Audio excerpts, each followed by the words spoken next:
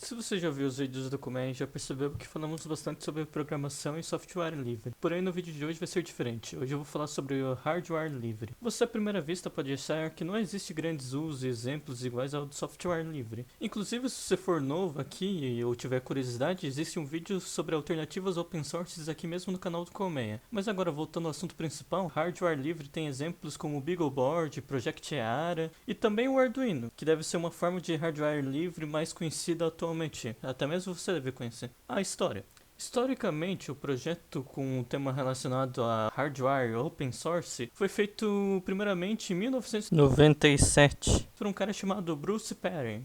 Ele lançou um projeto com o nome de The Open Hardware Certification Program. Caso você queira ler um pouquinho sobre isso, eu vou deixar um link na descrição onde aparecem versões mais antigas desse site. Após isso, surgiram um monte de outros projetos de hardware livre, porém aquele que obteve maior destaque atualmente até foi o Arduino. Ele se tornou o que ele é hoje devido a ele ser um hardware livre. Vejamos bem, criado na Itália em 2005, a placa do Arduino foi feita por Massimo Benzi e mais umas outras 4 pessoas.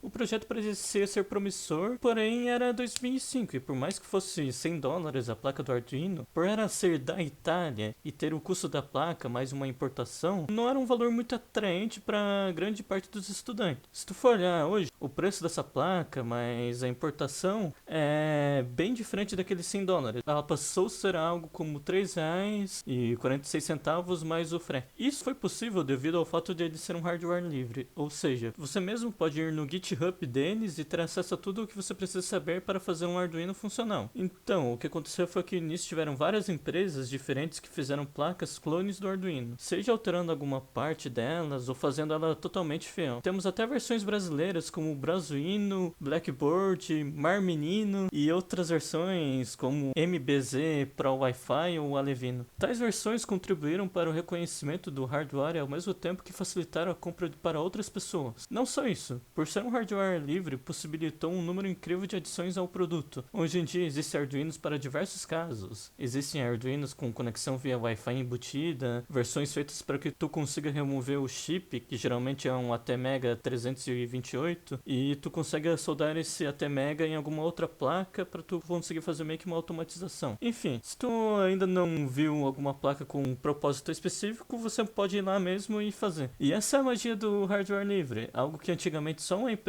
fabricava. Hoje em dia existem várias outras empresas que fabricam modelos parecidos ou até iguais àqueles feitos lá em 2005. Ok, eu disse que você pode construir sua própria versão do hardware em open source se seguir as instruções. Porém, o quão fiel isso fica? Bem, considerando que ninguém aqui é o Elon Musk e tem indústrias à disposição para fazer o seu projeto, ele pode não ser tão bem acabado igual a um original, porém tirando os fatores cosméticos, se feito do seu projeto direito, ele fica com as mesmas funções e utilizações. Existem até projetos como o Mar Menino, que é a aparência de uma placa PCB com jumpers, LEDs, resistores, tudo isso daí é amostra. Inclusive, até mesmo o Colmeia fez a sua própria versão do Arduino na época que aquilo era bem mais caro e difícil de importar, pois era feito direto da Itália. Então, utilizando de uma placa PCB feita à mão e mais alguns componentes, o resultado final não fica a coisa mais bonita do mundo, porém é sim algo totalmente possível de fazer se tu tiver os componentes e as ferramentas básicas para a produção desse teu hardware livre que tu quer fazer. Ok, já sabemos que existem várias placas com diversas funções, mas quais são as aplicações? Bem, para surpresa de 0 pessoas, o Arduino possui também diversas aplicações, seja um cubozinho de LED ou até mesmo um drone que tu consegue fazer utilizando a placa. O Arduino consegue juntar o melhor da programação juntamente com o melhor da elétrica para fazer a criação de tantas variedades de projetos que no final das contas se torna uma ótima opção para a criação de protótipos. Uma coisa legal desses projetos é que tu consegue encontrar nos próprios sites que disponibilizam algum projeto tipo o do drone, um esquema elétrico e a programação para tu poder mesmo copiar deles e produzir por si mesmo uma cópia desses 3 projetos.